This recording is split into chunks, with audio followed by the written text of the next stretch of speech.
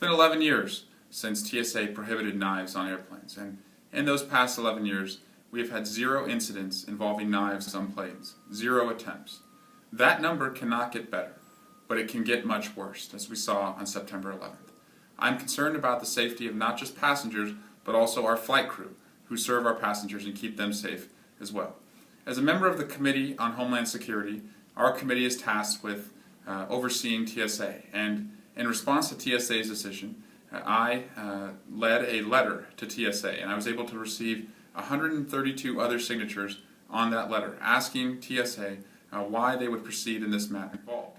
There is an Aviation Security Advisory Committee that, when TSA was created, TSA was supposed to go to and talk to any time a policy would be put in place like this that would affect passenger safety. TSA bypassed that committee in reaching this decision. They also did not talk to any of the flight attendant associations, the airline pilot associations, and other important transportation security groups.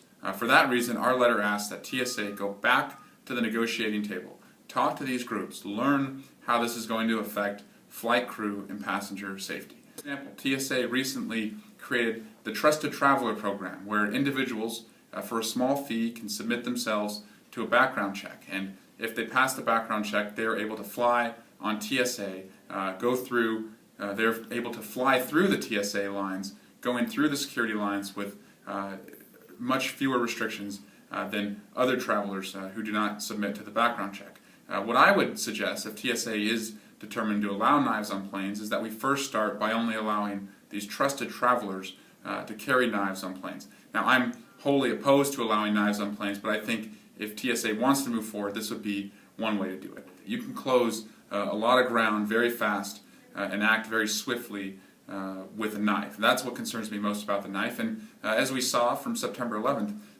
box cutters or sharp objects can have devastating consequences. So I'm most concerned about the knives. I'm not as concerned about those other sporting goods.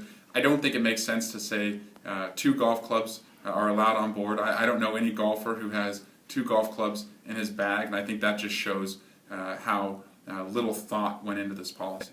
Also, I'm very concerned now that because we have put a 2.36-inch cap on how large knives are allowed to be, now you're going to see TSA like NFL referees out there with the tape measuring to see if the knife is long enough, and you can only imagine them holding up a knife and measuring it, and not just holding up the knife but also holding up the line, which will really aggravate and keep our travelers delayed.